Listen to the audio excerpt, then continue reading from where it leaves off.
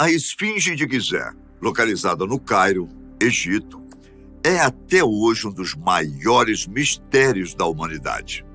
Mas graças a pesquisas mais antigas, estudiosos modernos parecem ter encontrado o verdadeiro propósito de um dos mais belos e maiores monumentos antigos do planeta.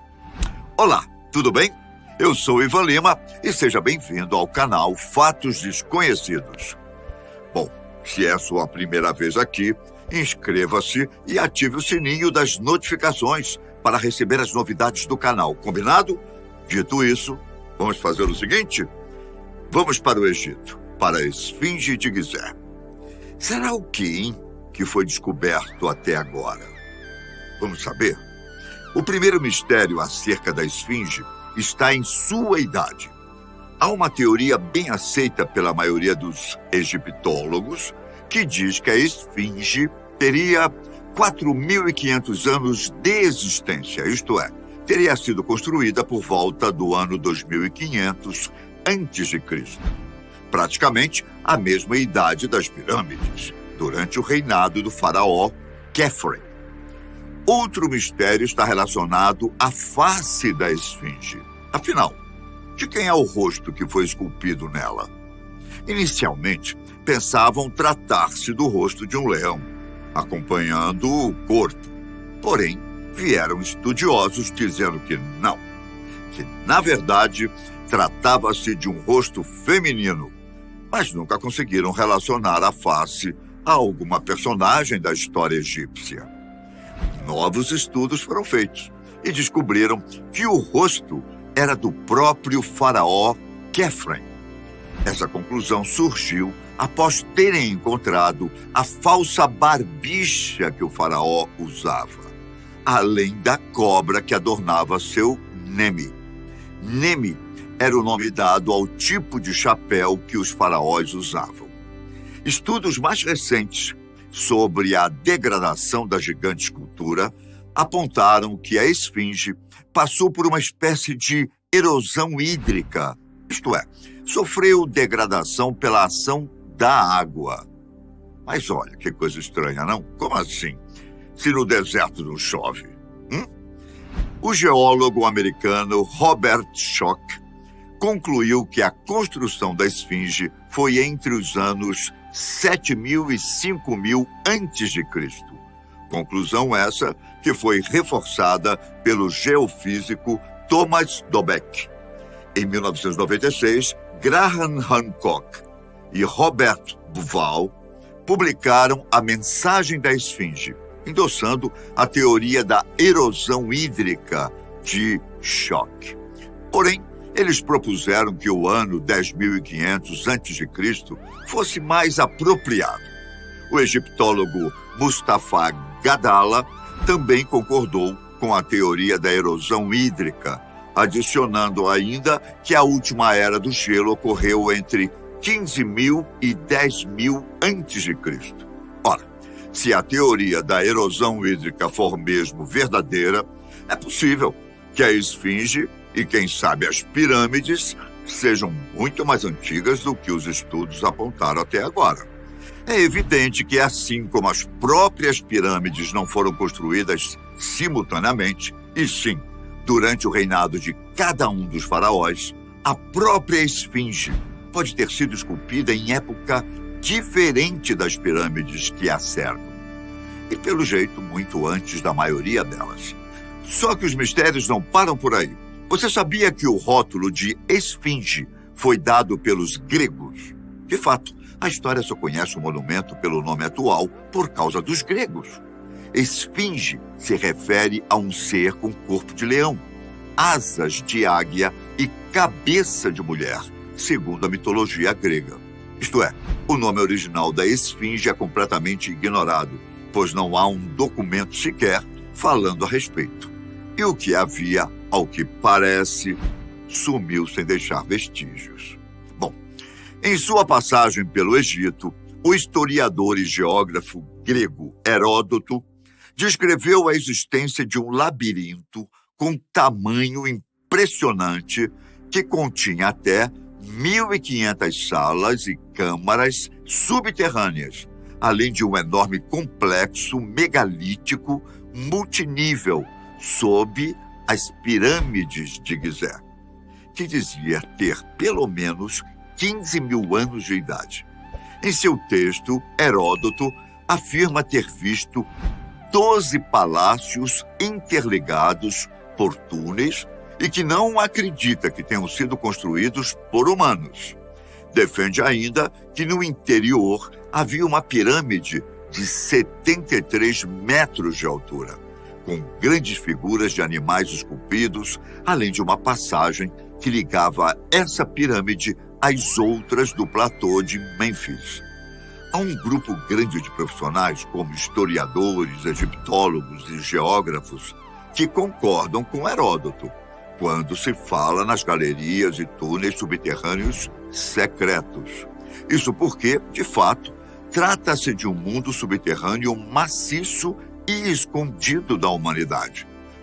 Uma vez que toda a região de Mênfis, onde o Planalto de Gizé está situado, é consideradamente rica em câmaras subterrâneas, passagens, salas secretas e leitos de rios já secos, conforme já foram mapeados por radares de profundidade desde 1978.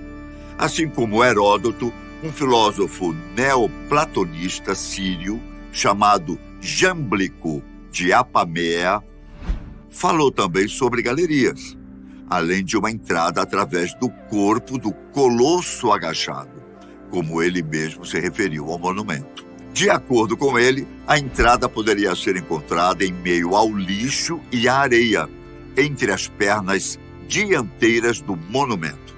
Em um determinado trecho ele disse: foi anteriormente fechada por uma porta de bronze, cuja mola secreta só poderia ser operada pelos magos.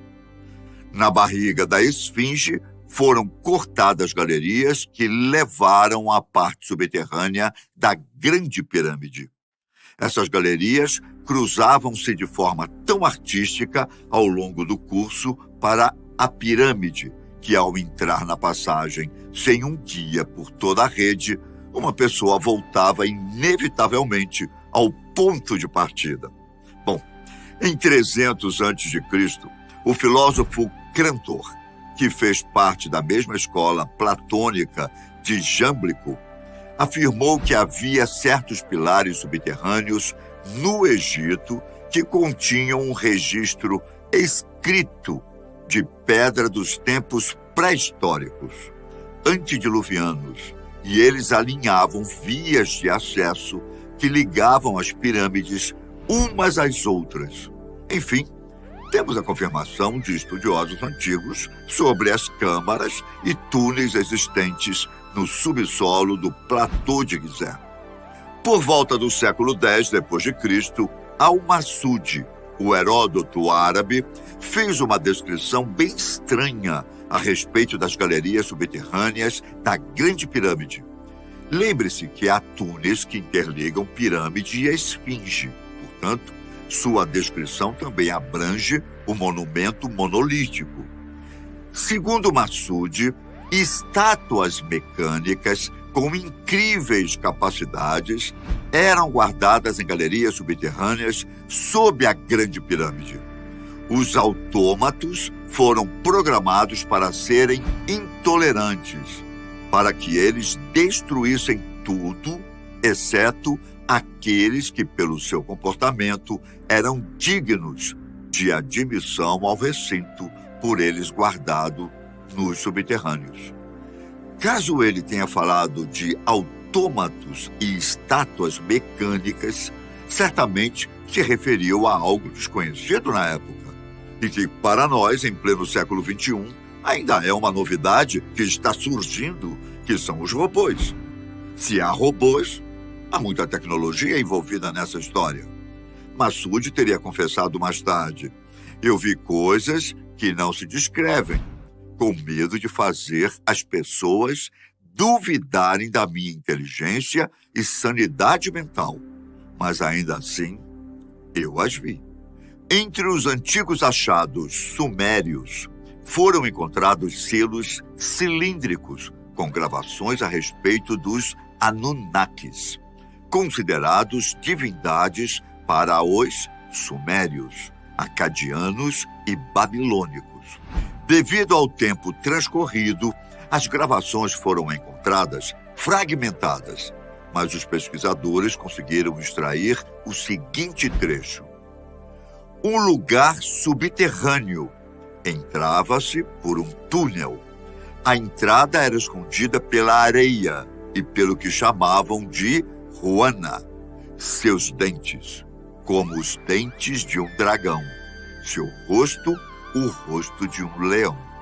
O texto ainda tinha acrescentado que Ruana, nome dado pelos sumérios à esfinge, é incapaz de se mover para frente ou para trás, mas se subir em cima dele e pela parte de trás, encontra seu caminho para a morada dos Anunnakis. E os cientistas modernos, hein? O que eles dizem a respeito dos estudos passados e o que eles descobriram além disso? Por ser uma escultura feita em um único bloco de pedra, há alguns pesquisadores que defendem que, enquanto ela foi construída, os blocos de pedra que eram retirados foram aproveitados para construir a pirâmide de Quéops, também conhecida como Pirâmide de Gizé. Das 3 pirâmides que se encontram no local, a de Quéops é a mais antiga e a maior de todas. Assim, pelo menos, a Grande Pirâmide pode ter sido construída enquanto a esfinge era moldada. Em 1912, o professor e arqueólogo George Andrew Eisner teria encontrado câmaras secretas na esfinge. Ele chegou a escrever um artigo de 10 páginas, no qual relata suas experiências no Egito.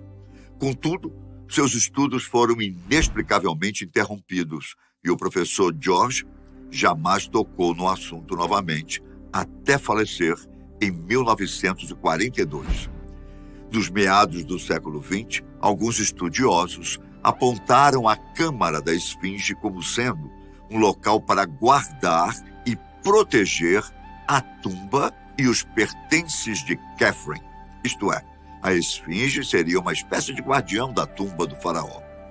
Porém, isso parece não fazer tanto sentido, já que tempos antes, ladrões de túmulos entraram e fizeram a festa. Levaram tudo que puderam levar, desde artefatos até a própria múmia do antigo faraó. O famoso egiptólogo Dr. Zahi Hawass é um dos pesquisadores mais proeminentes no estudo da esfinge de Gizé. Desde que trabalhadores descobriram a passagem que, pelo visto, leva até as profundezas do corpo do monumento, ele disse ter ficado intrigado e curioso a respeito de quem construiu a passagem e o motivo por trás dessa construção. Além disso, indagou-se sobre até onde essa passagem iria e onde chegaria. Só que pedras enormes, que até hoje não foram removidas, bloqueavam essa passagem. Pesquisas recentes usaram câmeras de vídeo para registrar o interior não acessível da esfinge. Porém, mais uma vez, e também de forma misteriosa, tais pesquisas foram interrompidas. Talvez pelo governo egípcio, que não deseja que seus segredos sejam revelados. Até o momento, o que temos são mais perguntas do que respostas, mas os túneis e galerias estão lá. Algumas partes ainda não exploradas, também devido às interrupções das pesquisas. Devem conter a chave para esse grande mistério de 15 mil anos, não? De acordo com alguns pesquisadores, e comigo também. É uma pena a história não ter a confirmação do que há lá dentro, mas quem sabe, hein? Dentro de alguns poucos anos, a resposta não chega até nós. Hein? Não é? Eu sou muito curioso. Por hoje é só. Deixa aí nos comentários sua opinião sobre o Enigma de Gizé. É sempre bom ler as opiniões dos nossos inscritos. Obrigado por me acompanhar até aqui e não se esqueça do joinha, ok? Fiquem com Deus, um grande abraço. Tchau!